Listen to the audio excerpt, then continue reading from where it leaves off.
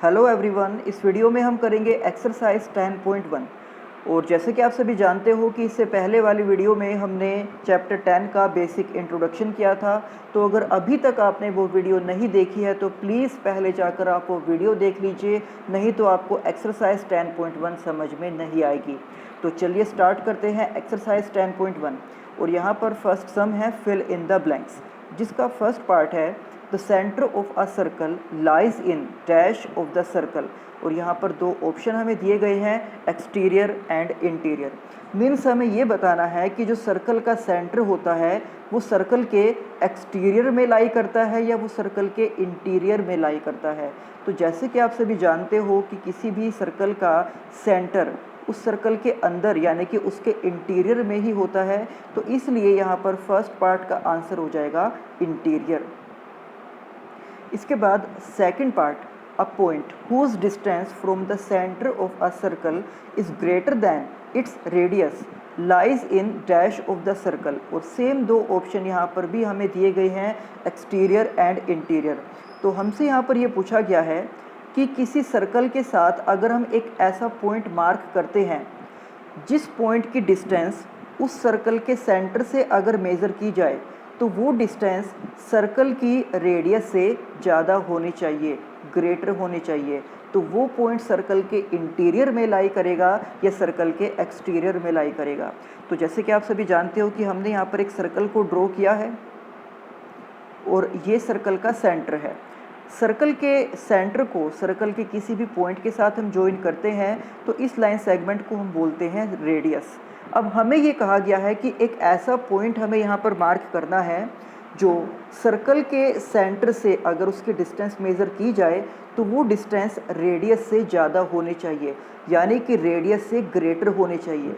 तो अगर रेडियस से ज़्यादा ग्रेटर यानी कि रेडियस से ज़्यादा लेंथ का अगर कोई लाइन सेगमेंट हम ड्रॉ करते हैं तो आप यहाँ पर क्लियरली ये देख सकते हो कि अब ये जो लाइन सेगमेंट है ये सर्कल के बाहर चला गया। तो इस तरह से वो जो पॉइंट होगा वो सर्कल के एक्सटीरियर यानी कि सर्कल के बाहर लाई करेगा और यहाँ पर सेकंड पार्ट का आंसर हो जाएगा एक्सटीरियर। इसके बाद part number 3, the longest code of a circle is a dash of the circle.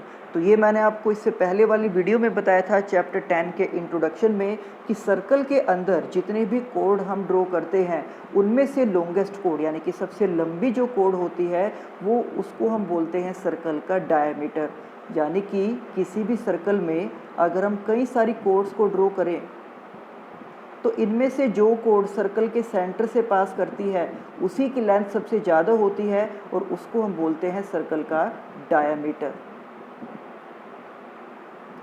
Fourth part, an arc is a dash when its end are the ends of a diameter.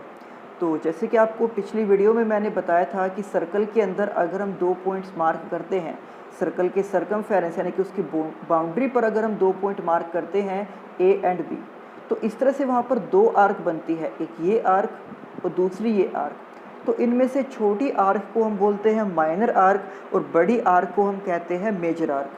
But अगर circle के boundary के ऊपर हम उसके diameter के along दो arc को measure करते हैं, जैसे कि एक ये वाली आर्क है और एक ये वाली आर्क है, तो यहाँ पर इन दोनों आर्क की लेंथ सेम होती है, इनमें से कोई भी मेजर या माइनर आर्क नहीं होती और इन आर्क को हम बोलते हैं सेमी सर्कल। इसके बाद fifth part, segment of a circle is the region between an arc and dash of the circle. तो जैसे कि आप सभी जानते हो कि पिछली वीडियो में आपको बताया था मैंने सेगमेंट और सेक्टर के बारे में। तो ये तो है सेगमेंट एंड ये होता है सेक्टर। तो आप यहाँ पर क्लियरली ये देख सकते हो डायग्राम के अंदर कि जो सेगमेंट होता है वो सर्कल के अंदर उसकी कोड और उसके आर्क के बीच का रीजन होता है। तो कोड एंड आर्क के बीच के रीजन को हम बोलते हैं सेगमेंट।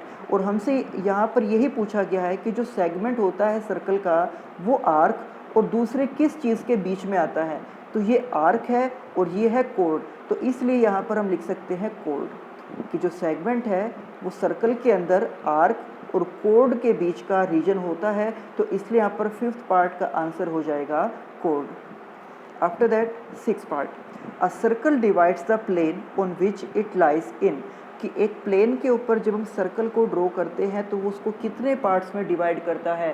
तो ये भी आपको मैंने इंट्रोडक्शन में बताया था कि सर्कल किसी भी प्लेन को टोटल 3 पार्ट्स में डिवाइड करता है, सर्कल का इंटीरियर और उसके बाद ये खुद सर्कल और सर्कल का एक्सटीरियर।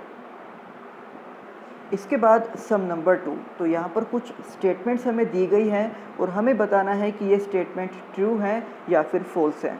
तो इसमें से फर्स्ट पार्ट है, line segment joining the centre to any point on the circle is a radius of the circle, कि सर्कल के अंदर उसके सेंटर उस सर्कल के ऊपर किसी भी पॉइंट को ज्वाइन करने वाला जो लाइन सेगमेंट होता है, क्या उस लाइन सेगमेंट को हम रेडियस कहते हैं। तो यहाँ पर हमारा आंसर हो जाएगा यस, यानी कि जो ये स्टेटमेंट है ये ट्रू है, क्योंकि रेडियस की डेफिनेशन ही ये होती है कि सर्कल के सेंटर और उसके ऊपर किसी भी पॉइंट को ज्वाइन करने वाले लाइन सेगमेंट को हम रेडियस कहते हैं, और यही हमें यहाँ पर फर्स्ट पार्ट में दिया गया है, तो इसलिए ये पार्ट ट्रू हो जाएगा। After that second part, a circle has only finite number of equal codes, कि सर्कल के अंदर हम केवल finite number of equal codes को ही ड्रॉ कर सकते हैं, जबकि ऐसा नहीं है। आप चाहो तो सर्कल के अंदर कितने भी कोड्स को ड्रॉ कर सकते हो जिनकी लेंथ सेम होगी और इनकी काउंटिंग नहीं की जा सकती, यानी कि ये अनलिमिटेड है, ये इनफाइनाइट है। तो इसलिए ये जो सेकंड पार्ट वाली स्टेटमेंट है ये रॉन्ग है। यहाँ पर कहा गया है कि finite number of equal codes हम ड्रॉ कर सकते हैं, जबकि ऐसा नहीं है। किसी भी सर्कल के अंदर हम इनफाइनाइट यानी कि अनगिनत नंबर ऑफ इक्वल कोड्स को ड्रॉ कर सकते हैं, तो इसलिए जो ये स्टेटमेंट है ये फॉल्स हो जाएगी। Part number 3, if a circle is divided into 3 equal arc, each is a major arc. तो जैसे कि मैंने आपको बताया था माइनर एंड मेजर आर्क के बारे में, जो आर्क छोटी होती है इस तरह से उसको हम बोलते हैं माइनर आर्क, और जो आर्क बड़ी होती है उसको हम बोलते हैं मेजर आर्क। बट अगर किसी सर्कल के 3 इक्वल पार्ट्स कर दिए जाएं,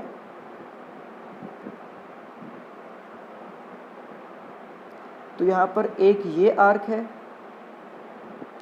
दूसरी ये आर्क है और तीसरी ये आर्क है, और हमें स्टेटमेंट में कहा गया है कि अगर इन तीनों आर्क की लेंथ सेम है तो इन तीनों को ही हम मेजर आर्क कहेंगे, जबकि ऐसा नहीं होता।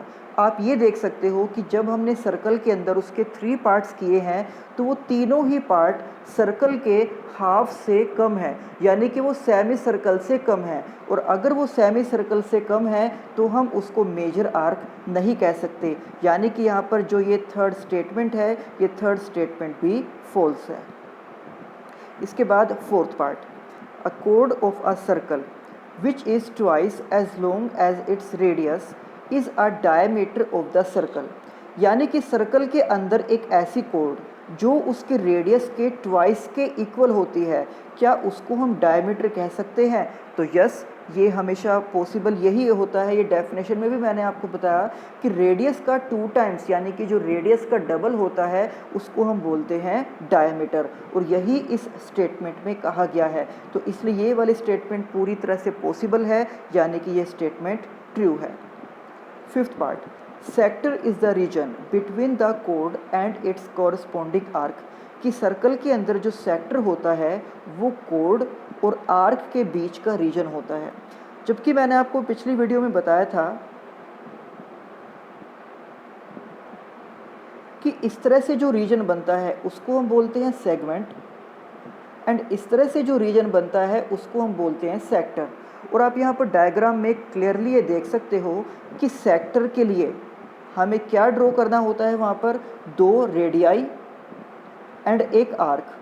तो सेक्टर हम किसको बोलते हैं, region between 2 radii and arc, लेकिन यहाँ पर कहा गया है कि आर्क और कोड के बीच के रीजन को सेक्टर कहा जाएगा, जबकि आर्क एंड कोड के बीच के रीजन को हम सेगमेंट कहते हैं, उसको सेक्टर नहीं कहते। तो इसलिए जो ये स्टेटमेंट है ये स्टेटमेंट फॉल्स हो जाएगी। 6 part, a circle is a plane figure, कि क्या सर्कल एक प्लेन फिगर है।